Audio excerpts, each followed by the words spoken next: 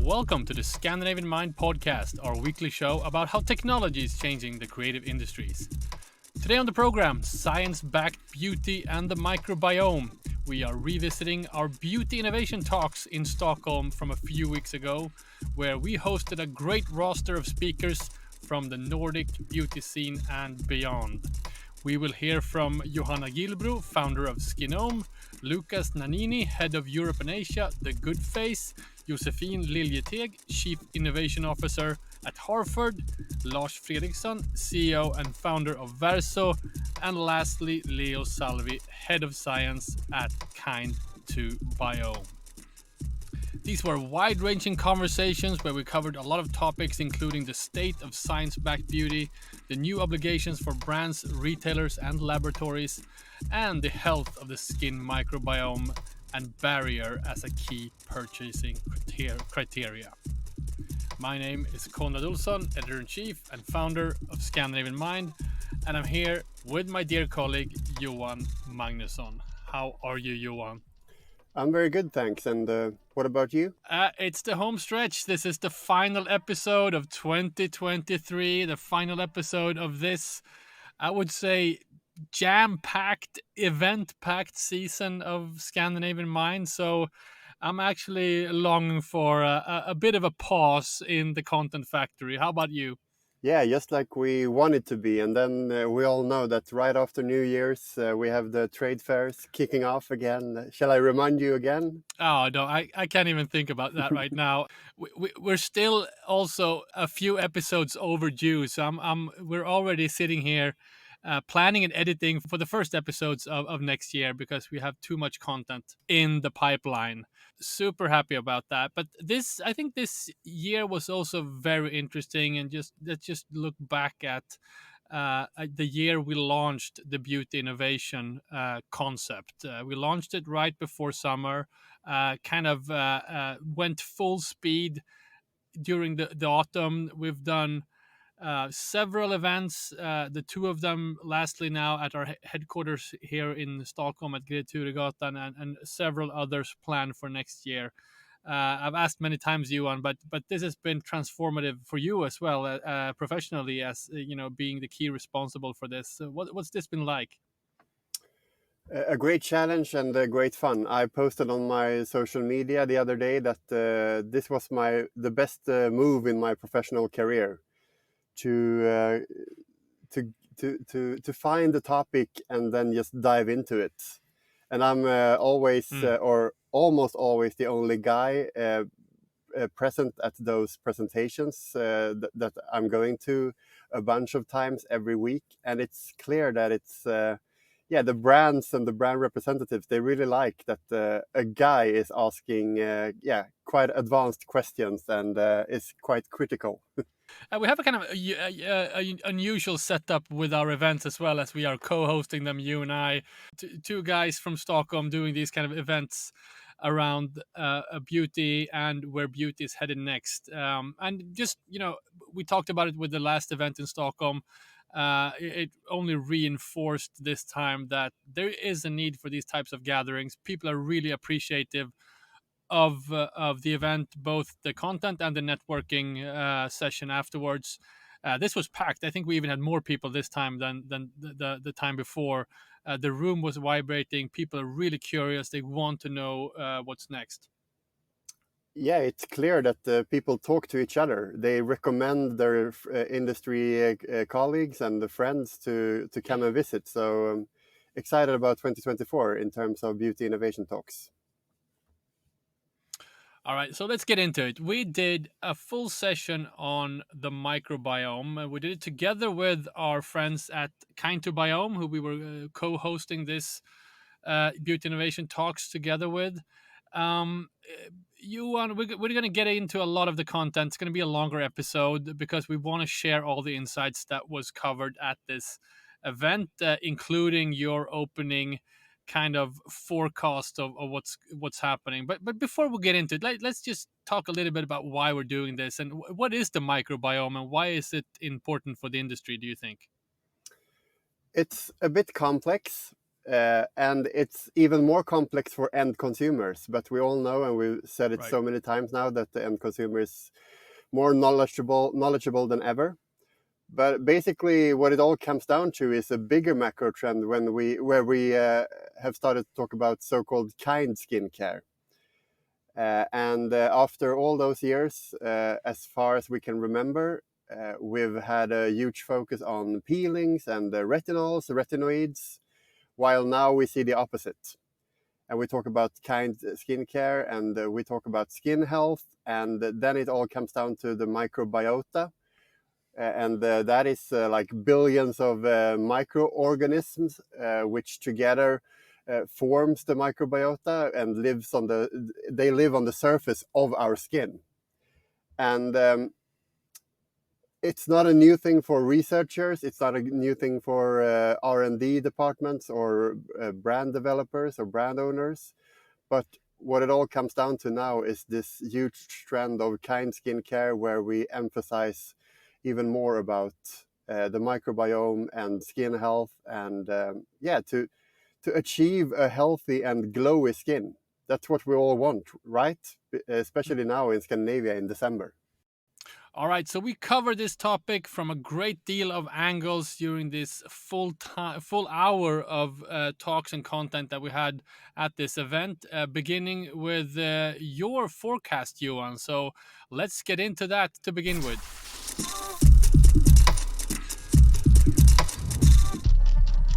Johan Magnusson, a warm applause. Johan, today we're going to talk about science-backed beauty. What do we mean by that? Yeah, it's quite a contradiction, because obviously beauty and skincare is science by itself, but we've all seen this huge macro trend growing for the last few years with science-backed skincare. And what many experts say, and what I agree on, is of course it's a post-pandemic effect. We were too boring when we were sitting in our homes during the pandemic. We had too much time for YouTube tutorials to check the Inky list and such. And we got to learn a lot about new ingredients and new formulations. And then we will start to demand more from the retailers, the brands, the brand owners and such. And what we see now is the effect of that. So let's get into it. You've picked out a few quotes, a few things to talk about.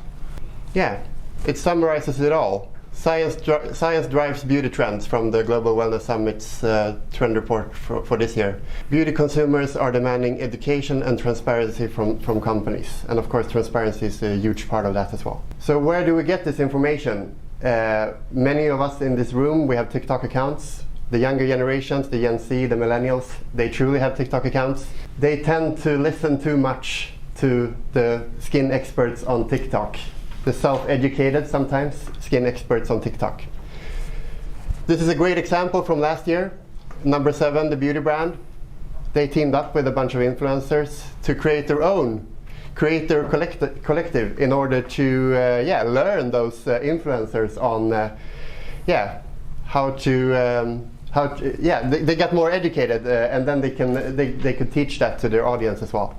Yeah, so let's move on to the microbiome, which is the second theme for these talks, the science of the living ecosystem of the skin. Science-backed beauty and the microbiome. It says here in the event title, it's incoming megatrends. I would say that it is already present megatrends, but it will evolve in the years to come. We did an interview with Trevor, I guess you all know him, founder of S Skincare, which he has run for more than 20 years now. He believes that it's not going anyway in the next few years. So why will it become a megatrend? This is we go back to the more knowledgeable end consumer, the more demanding end consumer. It's not enough anymore that it's a vegan product, that it's a clean product if we go to the US, or a natural product. The next level of the natural product movement from Europe will include a huge focus on the skin microbiome, and the brands and brand owners and also retailers will have to adapt to that. And how? We already see it. We've seen it for the last few years. What we do miss, and what we will talk about a lot later on in these talks, are the retailers. We see the focus on microbiome and science-backed beauty on TikTok, when people speak to each other, in trend reports, in our own trend report, but not in retail. The missing piece here, in order for the microbiome, in order to sort of take over the industry and become truly relevant, is that we see it in stores, on signs in stores, on LED screens in stores, in the retailers' communication, and also, of course, the retailers have a huge responsibility in order to educate their consumers. And that also goes to brand owners, of course. And it's a huge challenge because it is quite complex. And it gets more complex the more you dive into it. What's your advice there? Because I think a lot of people think about that. Where to start? If you are insecure, or if you just kind of feel like you're scratching the surface, how do you get more information? Except for subscribing to us, of course.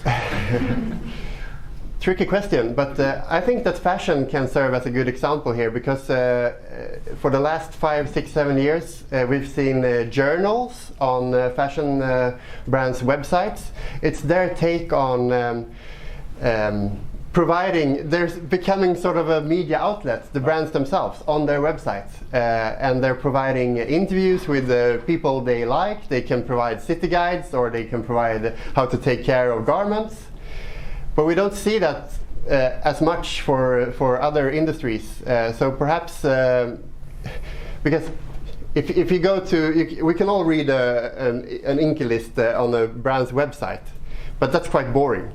But if you turn it into like an editorial piece, where you get maybe a chemist to explain in an understandable way why the microbiome is so important and will become even more important, and you hire a great photographer, then you've come a long way, and way ahead of many competitors, because I rarely see this. I visit a lot of brand websites. It's a good tip. So the act of creating content can be a sort of a research project in and of itself. Let's move on then. What I believe is not me, but yeah, I think dermatological beauty has a big role to play here.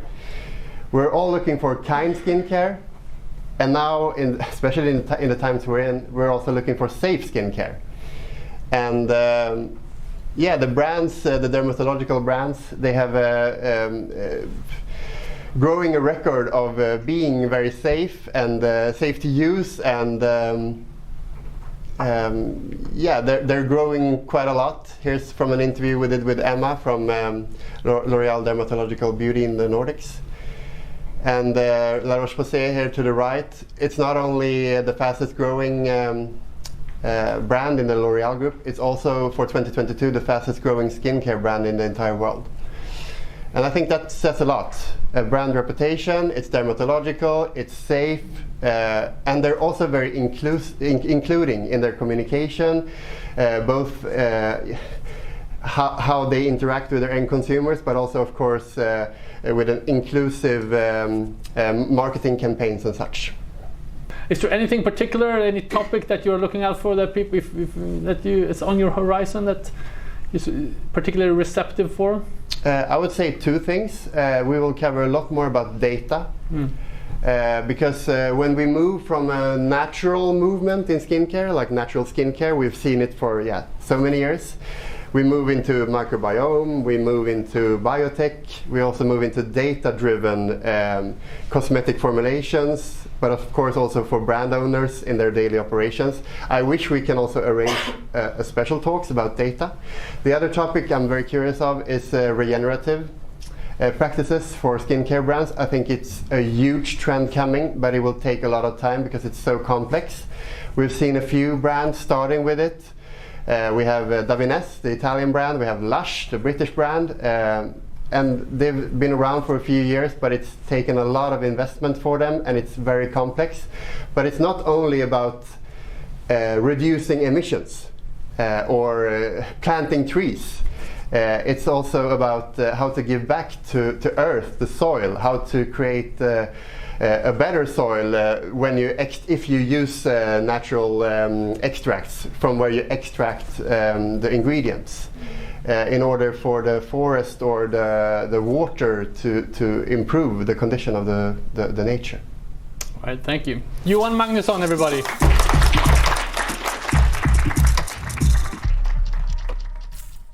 All right, thank you, Johan, for those insights. Let's move ahead to the first panel talk of the event, where I spoke to Lucas Nanini, head of Europe and Asia of the Goodface, Johanna Gillbro, founder of Skinome, and Josefin Liljeteg, chief innovation officer of Hardford. I thought this talk was really fascinating to lead, and Johan, you were in the audience. What was it like listening to this? It was a bit special because they couldn't really agree on they had different opinions on the topic, and afterwards people were super excited to speak more to these three panel members. So obviously they made a great impression. No, I really enjoyed that. I actually feel like this is something we could do perhaps a little bit more with these events. And I know they disagreed even more than they let shine on stage. And I was kind of hoping for them to push even further on their kind of hot takes. And perhaps because it's a very polite industry and people they aren't used to kind of polemics like this. But I do feel that we could do more of almost like debates around some of these topics. So let's keep that for upcoming events. All right, here now, Lucas Nanini, head of Europe and Asia, The Goodface, Johanna Gillbro, founder of Skinome, and Josefin Liljeteg, chief innovation officer of Hardford.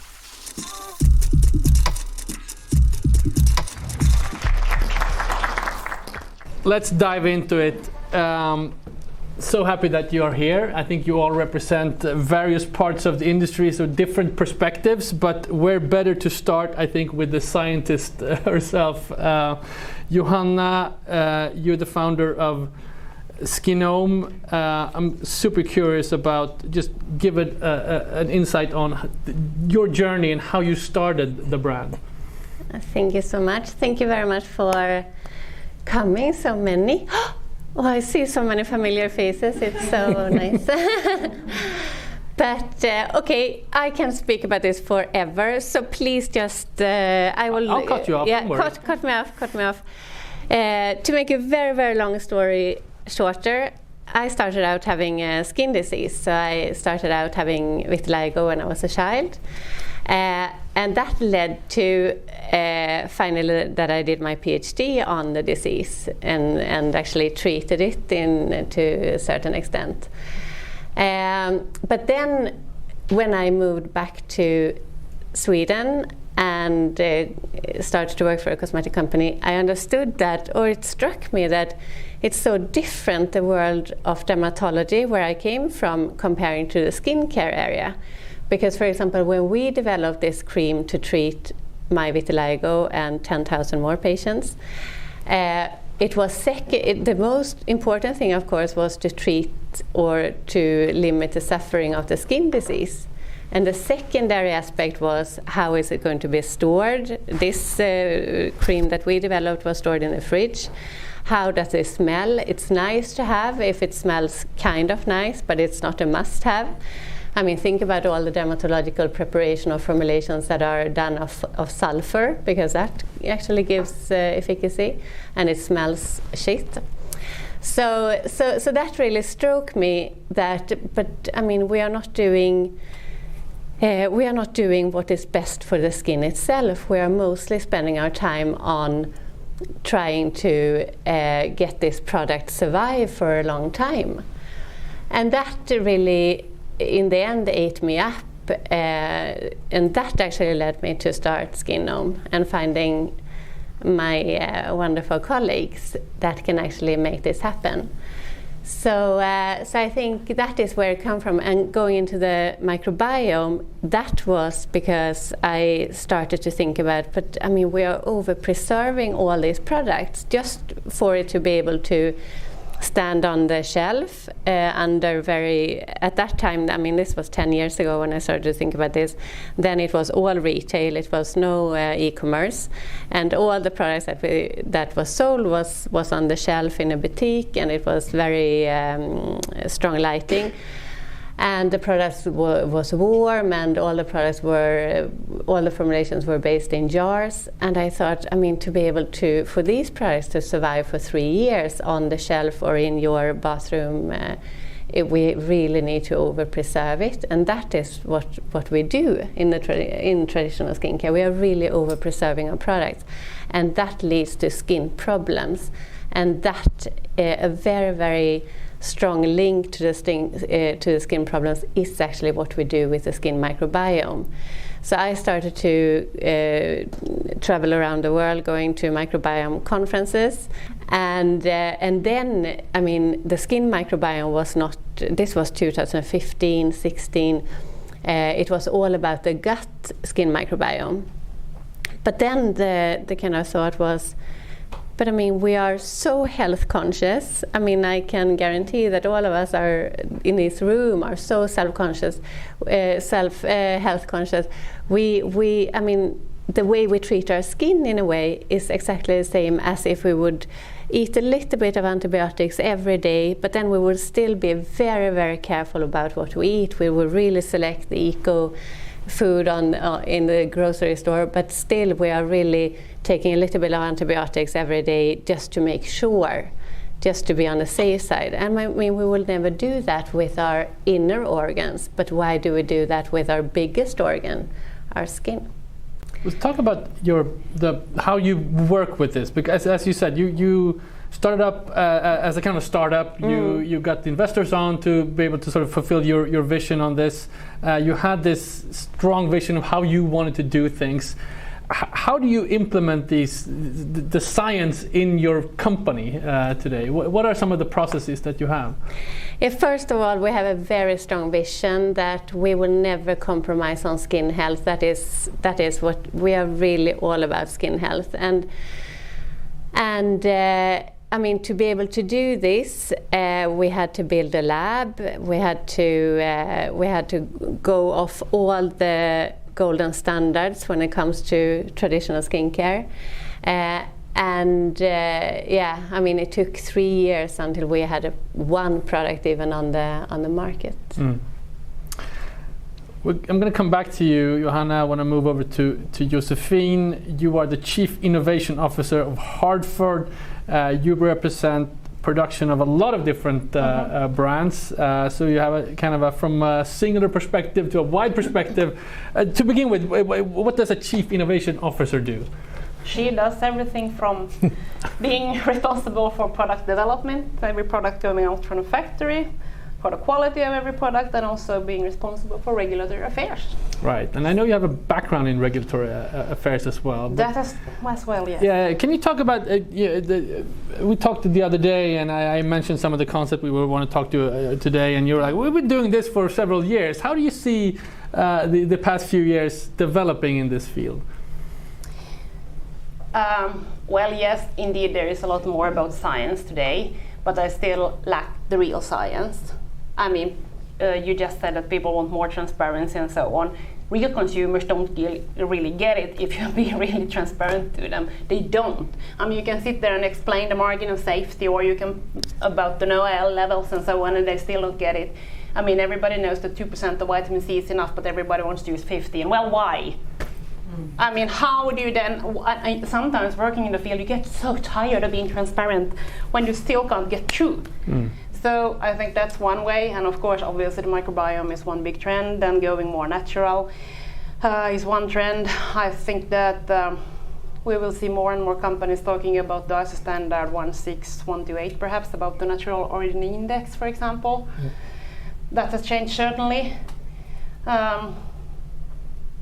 But talk about what you do. I want to pick up on what you just said. It's hard to kind of connect with the consumer with some of these topics. How do you connect with your brands, and how much are they expecting you to report on the processes? Well, they want full transparency of me and of us, and I am always very black and white and transparent to say this is fact and that's not. but you decide as a company which way you want to go. That's always how we do it, and I think that's the way you should do it also. But then the questions start to come, but could we still say this?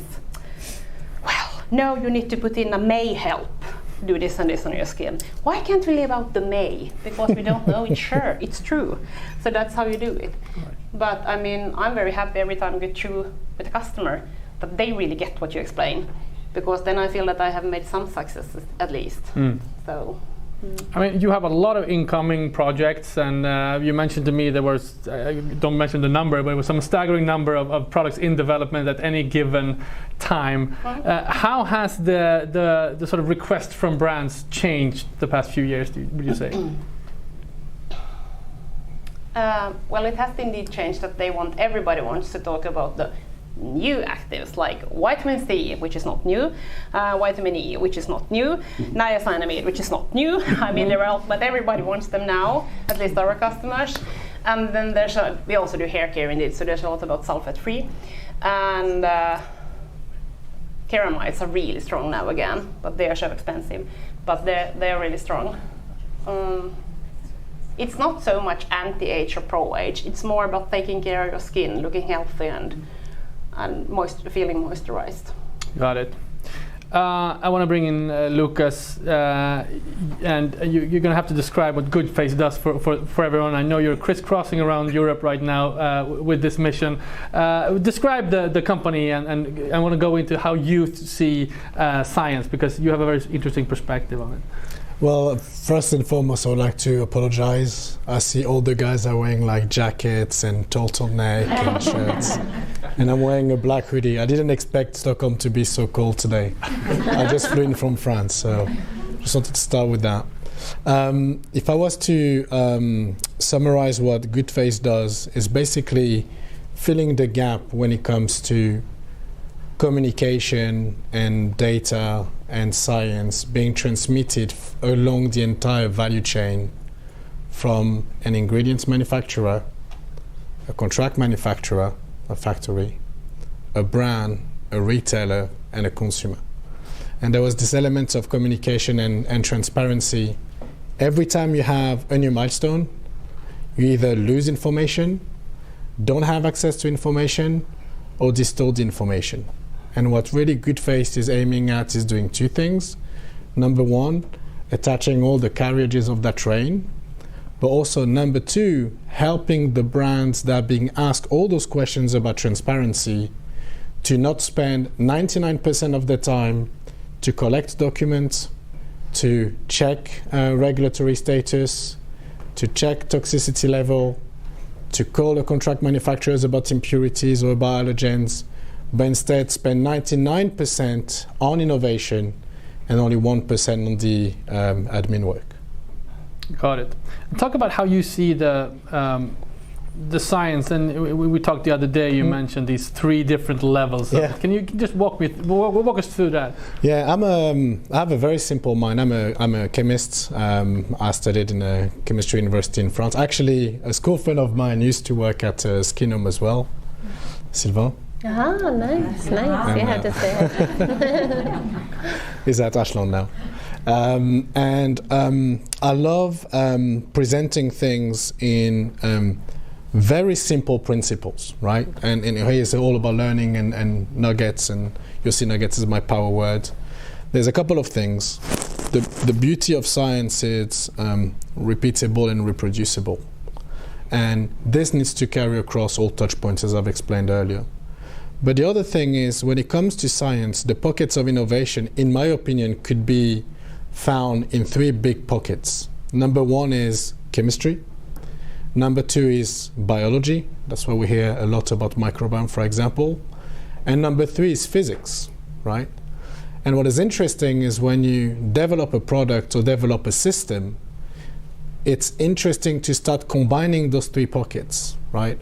How the ingredients on the chemical level or the biological level, depending on the nature of the ingredients, will interact on your surface of your skin.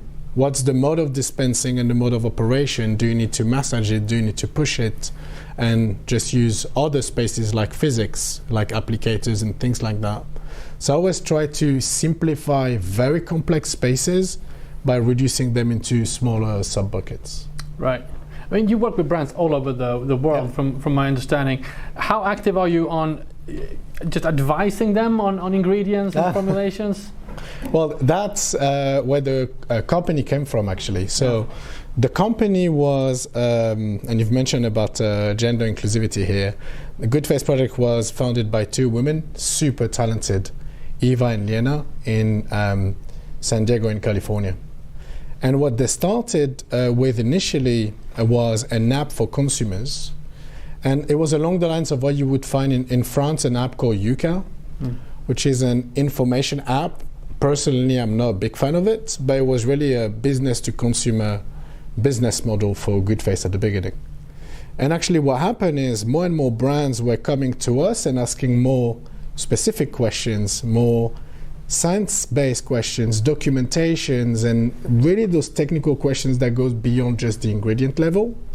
And that's where the app was turned about like 3.5 years ago into a solution for businesses. Right? Now, when it comes to helping brands, there's two things we help them with. Cut the 99% admin work into the 1% admin work.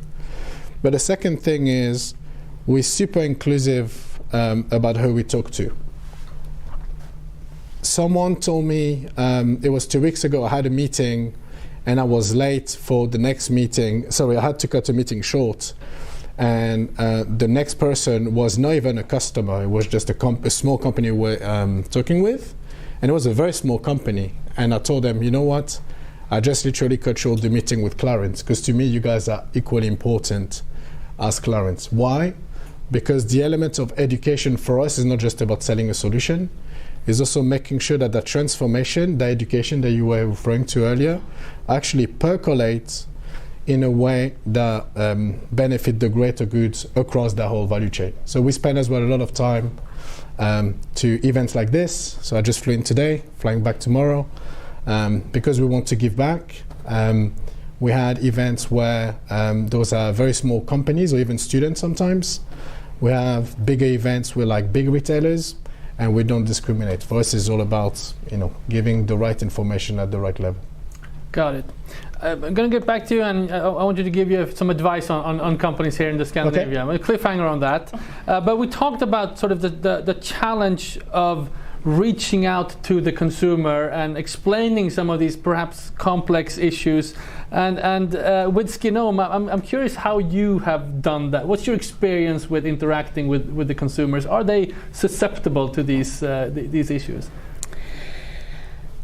I think it's I think it's two things. I mean, we started our road really going preservative free. That is how we started to keep the microbiome in the most balanced way.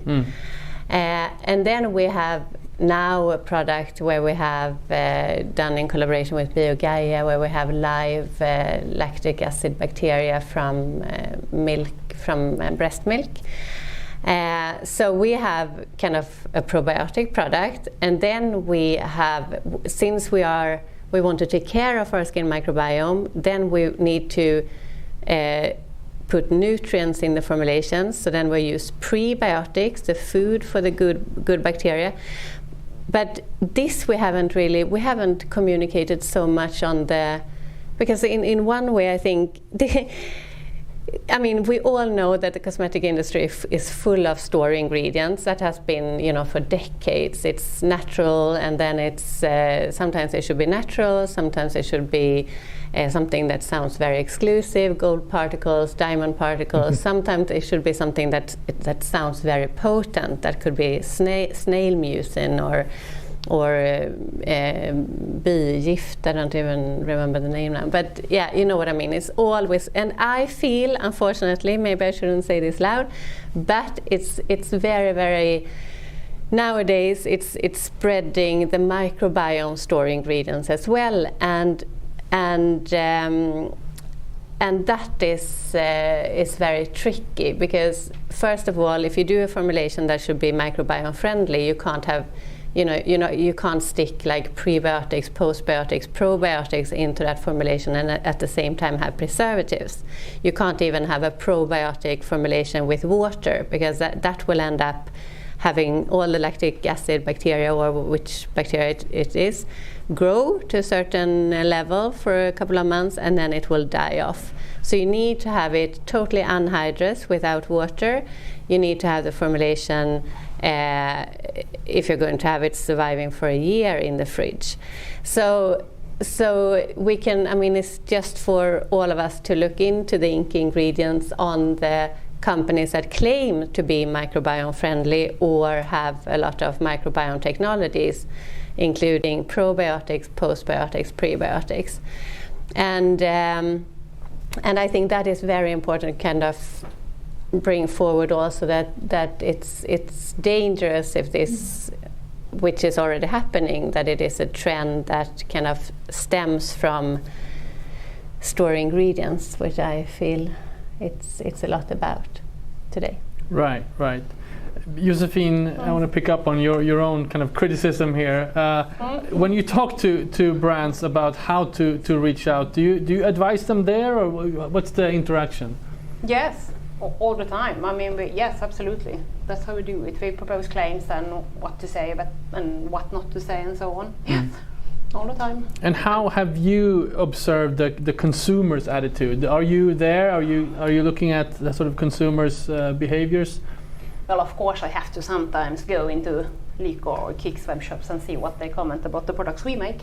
So yes, I'm there, and we also get feedback from our customers directly. But you can almost always guess in advance which communication is going to be difficult, and then we advise them even not to do it, for example. So, yeah, but it's.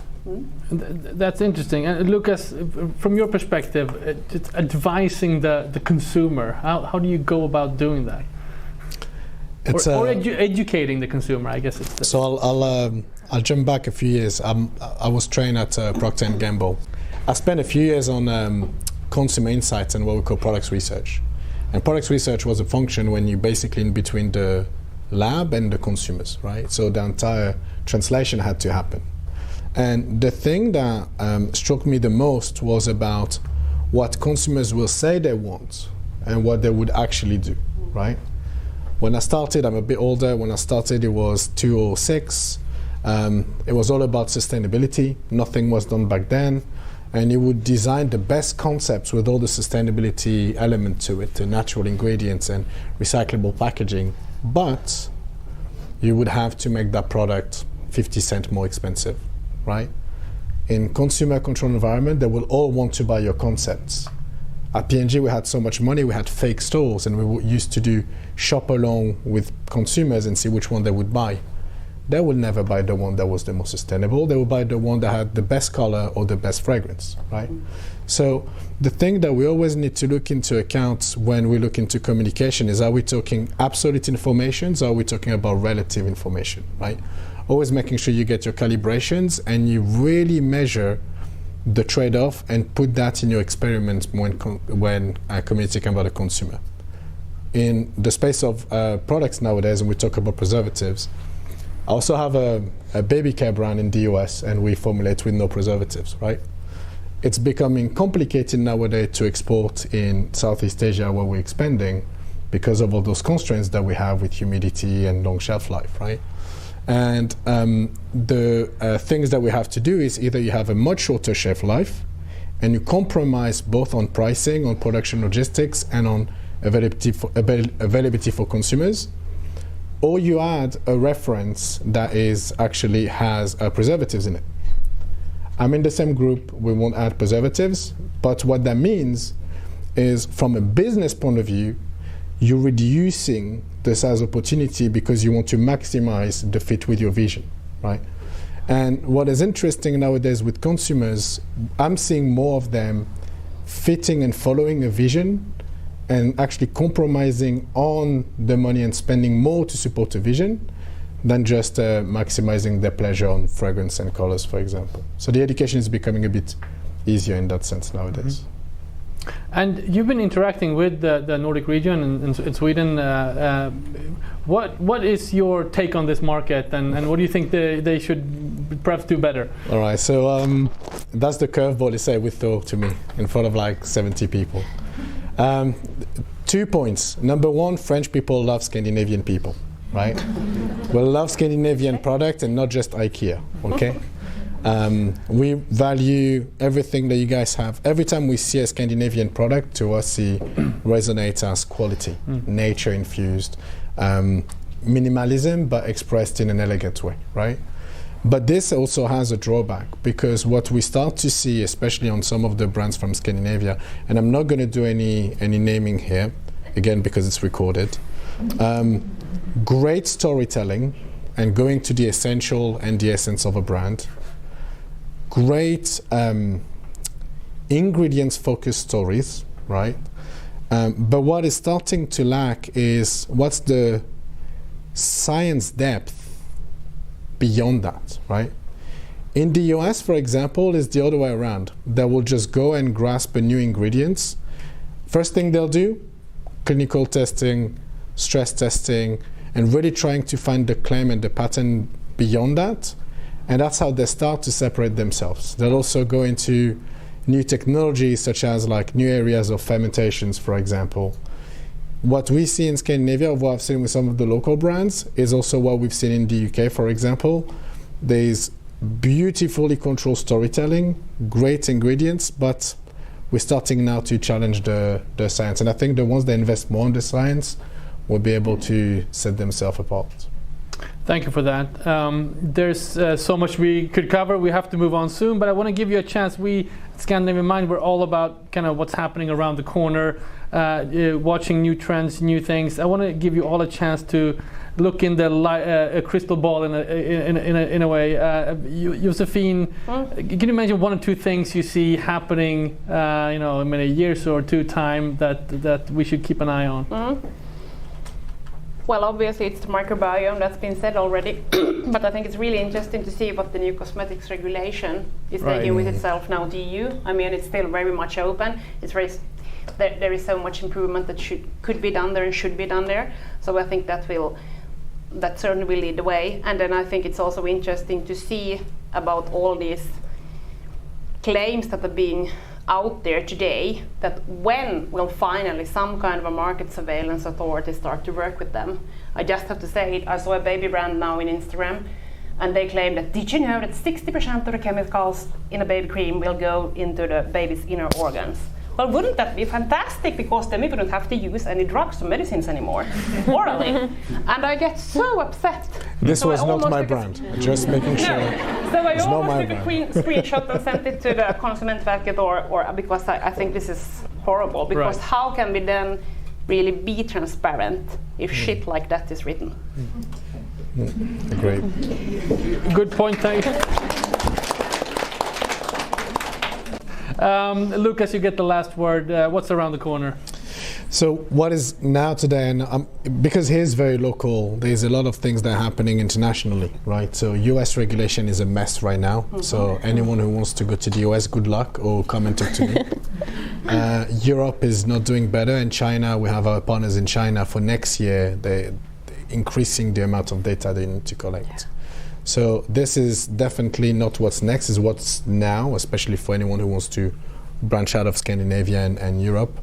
What we see, we get approached by a lot of actually ingredients manufacturers, and some very innovative ones. We have a big library of raw materials on our system. And what we start to see is companies like Debut, I don't know if you've heard of that company, because the consumers are starting to get more and more educated, they're less scared of things that are synthetic or the word of chemicals, right? And that's, for me, what happened and was the best as a chemist the past 5 years, is understand that natural equals safe and synthetic equals danger is not true anymore. And we start to see a lot of innovation in that space where companies are starting to bring new molecules, engineer specific functionality to tackle specific benefits. And we're being approached by more and more of those one more of those companies. I don't know to what extent that will become the norm or just like an exception or maybe a separate tier of product, but we start to get exposed to more of those companies. Lucas Nanini, Johanna Gillbro, and Josefin Liljeteg, thank you so much for sharing your insights today.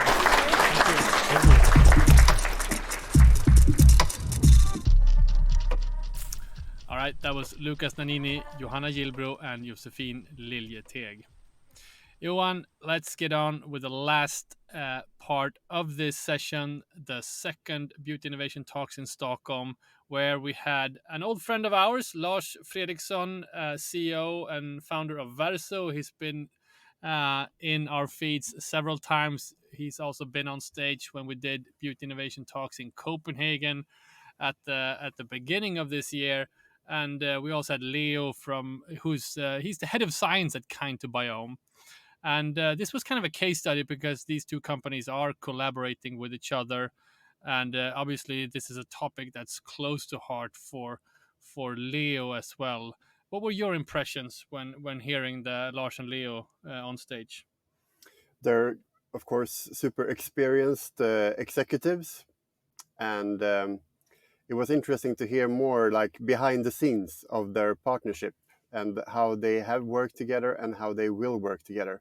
And Verso also has great, exciting launches coming in the beginning of next year. And we just started with like a monthly reporting online and in the Beauty Innovation newsletter.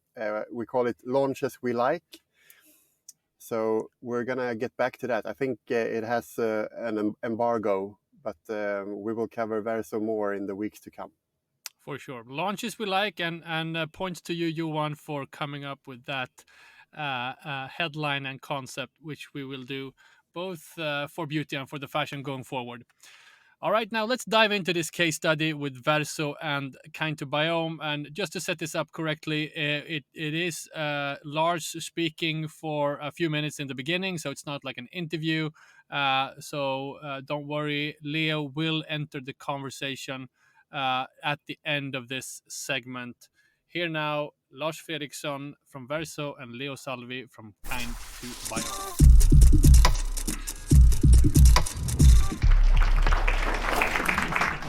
I was a little bit surprised when I was contacted by David and Leo and said if I wanted to participate in this panel. And I said, well, this is not really my backyard, microbiome.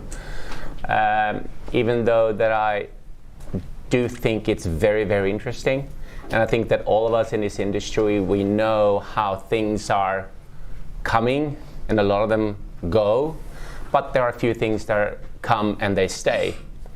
And I think first time that I really got introduced to this was really by Johanna, where we had a conversation. She was telling me, this was just before, I think it was when you were doing your book, I believe, and we had a few meetings. And I was also seeking help from Johanna when we were doing our own project. So I certainly think that it is a trend that is going to stay, and it's going to be even more important. And I think that the work that KindToBiome is doing is fantastic. It's a good partner, I think. From our perspective, we kind of fit into this at the same time, the way that we see and how when we work with our development and the whole thing behind the brand. So I'm just going to go through a little bit how we look at this, and I do see a lot of challenges, I would say. We are in so many countries today. We do have a business in the US. We do how difficult it is. We are going through a registration process in China, and with all that documentation. So we are gaining a lot of experience, so to speak. But we are also making sure that we do not want to take any shortcuts. We still want to continue with our vision, what we want to do. It's very important for us that we can, and I can sit here or anywhere and really talk about Verso and what we believe in. So the origin, it was really how it all started, and I think that some of you have heard this story before, and it all came about my interest and gaining experience about how to work with active ingredients. And it started out working with dermatologists, and as most of you know, that I'm not a dermatologist and I'm not a chemist, but I've been going the long route, and I've been blessed working with some really good and skillful people. And one of the things that we did learn, and I learned, was that don't take any shortcuts. Look at what is available, what is published, and look at what kind of ingredient it is, what can it do, what kind of concentration. Look at it how the pharmaceutical industry is doing. If there is a good clinical trial published and where they were testing niacinamide using 3 or 4 or 5%, well, go for that then. Make sure that you source the right quality, and then you try to formulate around that. I'm not gonna make it sound easy, but for you, there's a few in the room here that are working with formulations, and you know, some of them are a little bit easier and some others are more tricky. And then I think part of it is also when you start mixing, and you need to make sure that you find the right ones. The other thing that it's also been important to us is kind of, I think that 10 years ago, when we started, well, we started 12 years ago. We have a 10-year anniversary from launch this year. So we worked with 2 years with the whole project. But at the time, I remember there was a lot of cocktails in the market, and especially Asian brand. You know, the more the merrier. You know, just put it in, because as you know, in this industry, what we put on the label, or what we put in the bottle, we need to declare it on the label. Compared to wine, they just put the name of the grape, hopefully. But we actually need to, if we're using 0.0001% vitamin C, we need to put it there on the INCA list, and all of a sudden we have a vitamin C cream. So I think for us was kind of the opposite. So we decided to go less is more. You know, the Scandinavian, the Swedish approach, you know, and so not only in terms of the packaging that you versus kind of symbolic is showing, but also it comes to our ingredients or our formulations. And the brand itself then was, you know, Verso is Latin and means reversing time or backside of a paper. Should be the best of two worlds. We wanted to have really great, the best formulas.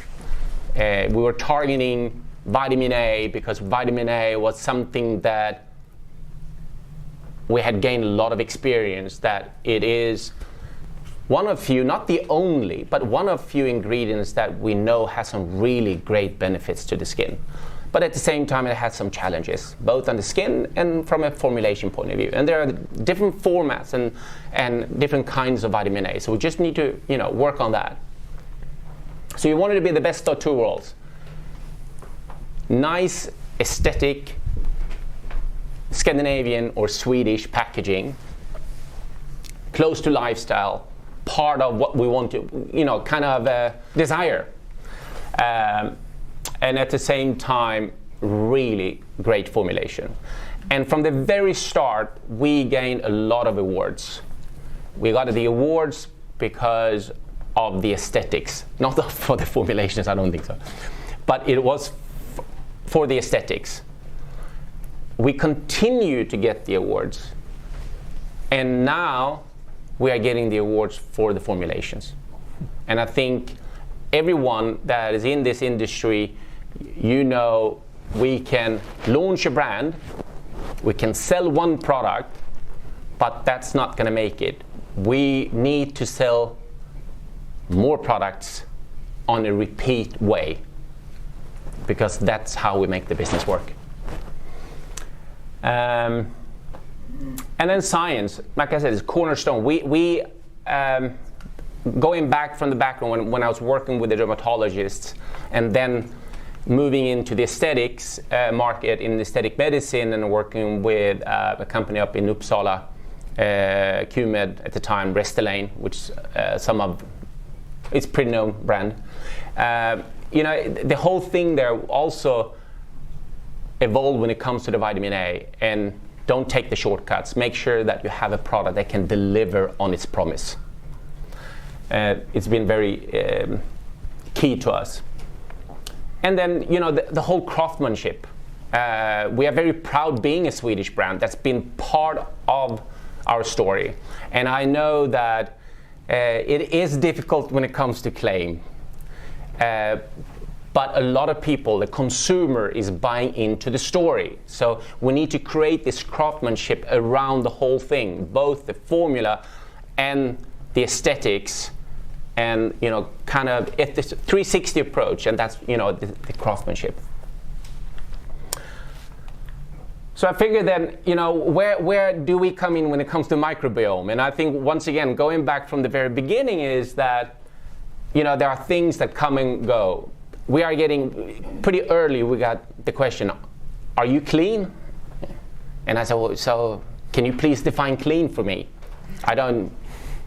And we know today that we have several that will define Verso as clean. Okay, so that's good. We're fine. We don't push ourselves as a clean brand. I think we're pretty clean. We're in many ways. Are we natural? Where do we draw the line here? What is natural, what is not? Obviously, we have our vitamin A technology that is synthetic. We are not considered maybe a natural brand in that context, but that could be also in a different way. And I think that goes up and down a little bit and comes and go. Sustainable. Are we a sustainable brand? Honestly speaking, when we started, we didn't talk about sustainability in that sense.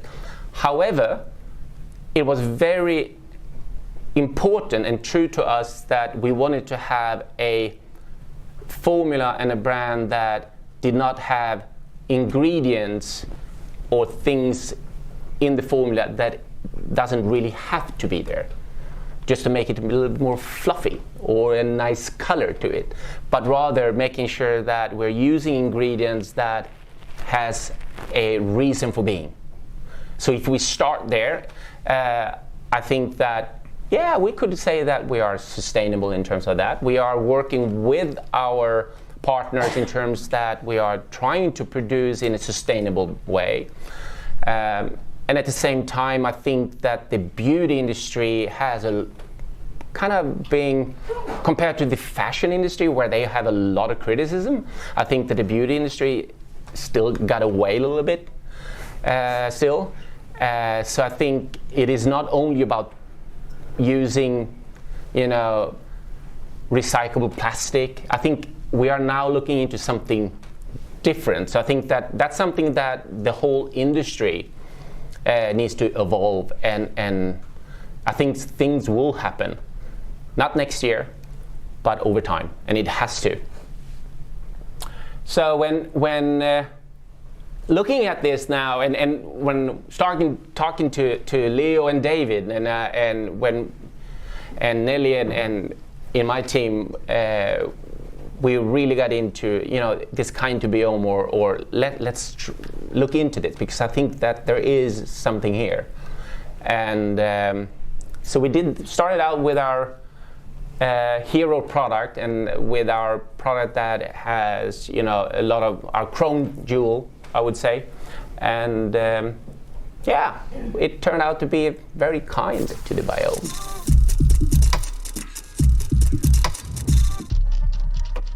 It did indeed. Yeah, please, Leo. Thanks. As Lars said, we worked together on the Super Elixir project. was very fun to work together. And actually being kind to BIOME, tying to what Josefin said before, is within one of the 6 definitions of what a cosmetic product can do, right? Maintaining the good state of your skin, of your body, is within one of those 6 definitions. The bottom, this one, right? Yep. So sorry. Actually, we worked with Verso in certifying this product. We did so through our testing process. Essentially, our testing process goes through an in vitro and an ex vivo phase. We then have a score. We summarize the score, and essentially we translate it into being microbiome friendly. What we look at really, and for this product, if I'm not mistaken, it was the FACE protocol. So essentially we have different protocols for different areas of the body, because the microbiome of your face is different to the microbiome of your scalp, and so on and so forth.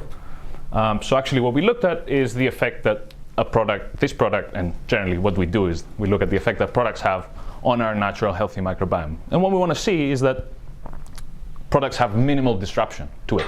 Essentially, not disrupting your skin microbiome means that you are microbiome friendly, microbiome gentle, or really any kind of wording with this same meaning.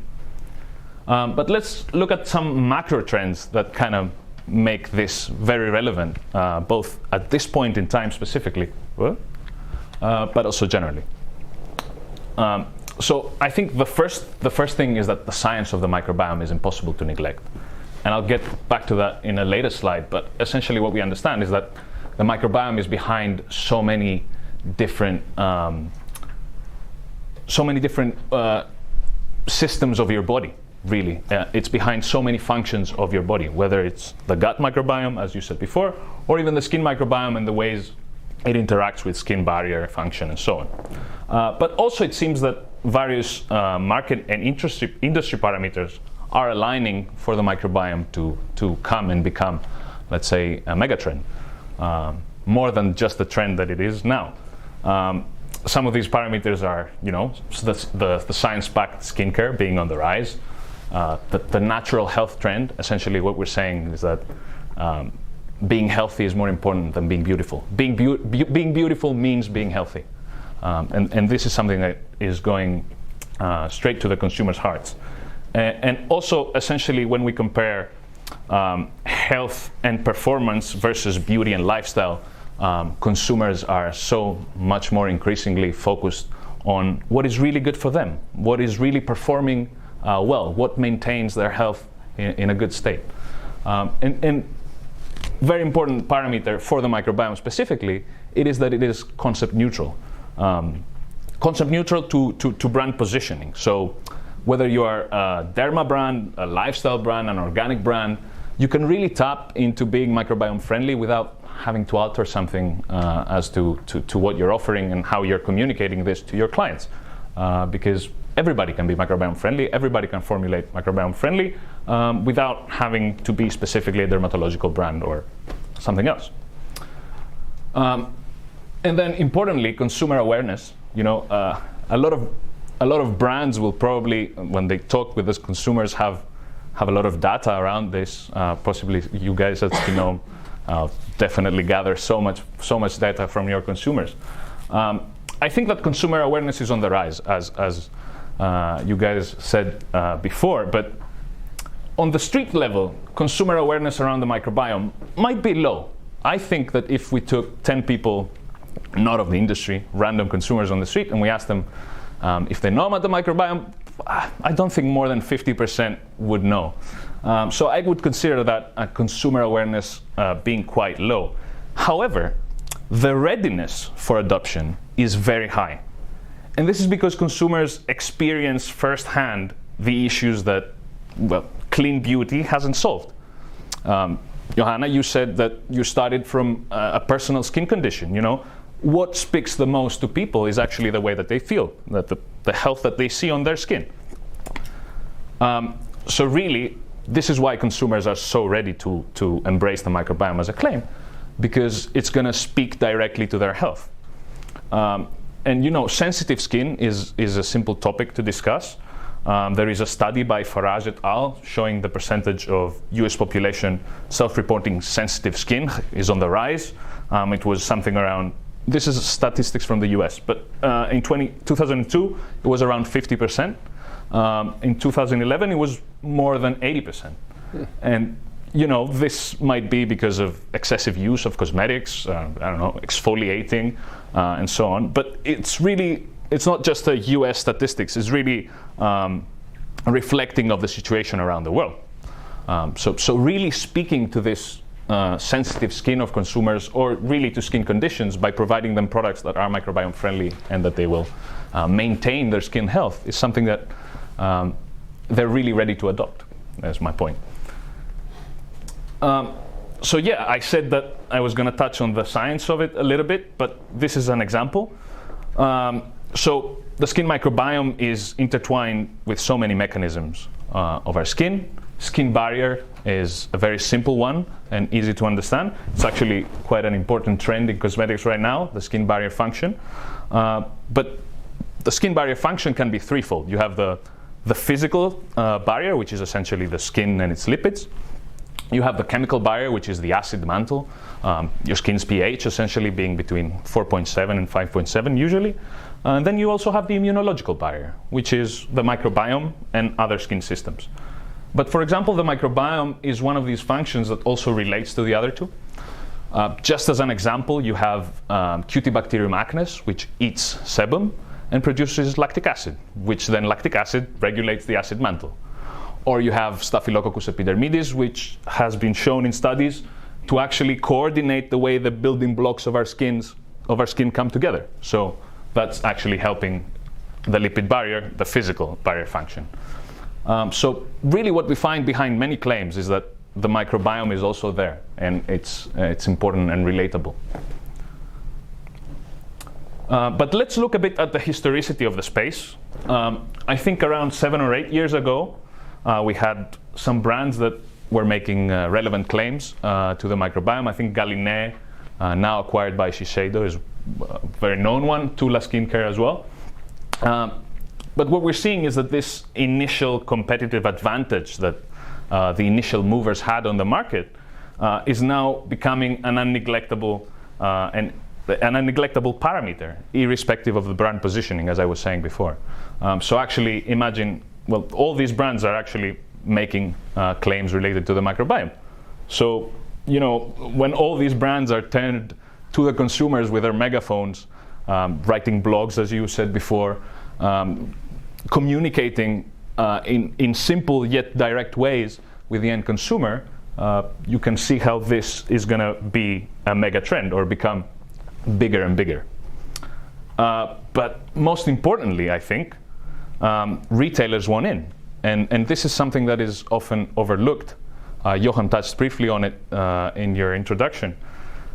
So actually, this is a photo from the first retail activation that we did at Kind2Biome.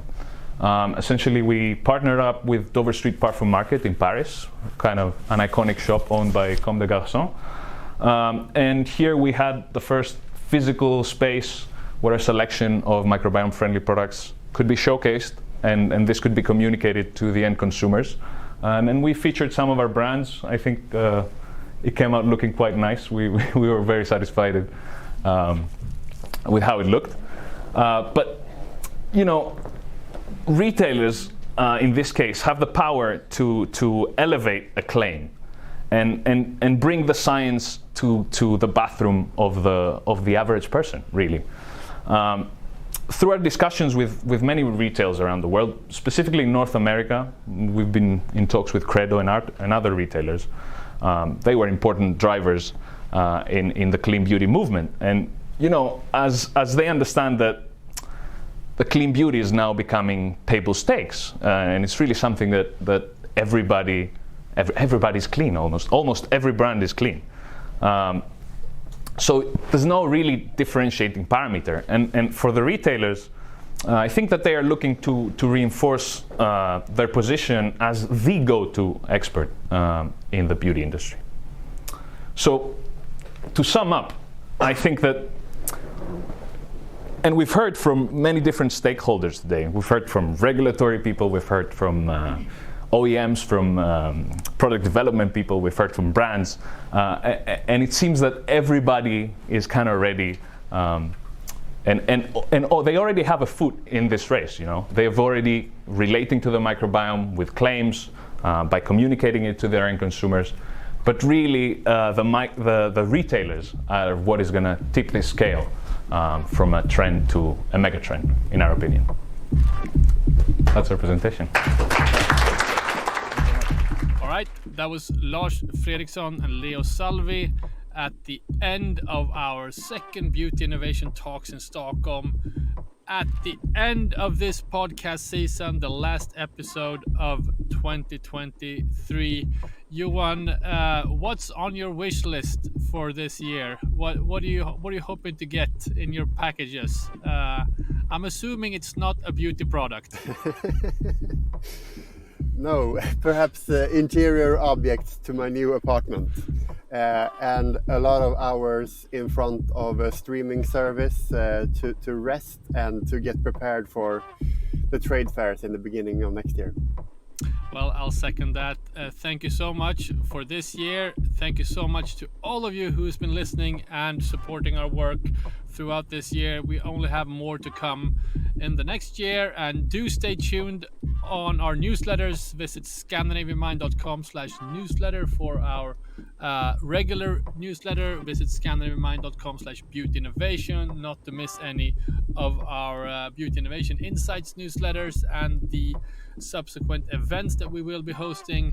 Again, ton of content coming out of our feeds, ton of events in the works. I think 2024 is going to be a great year, but now we do need some rest. So happy holidays, Johan. Likewise, and to all of you, happy holidays.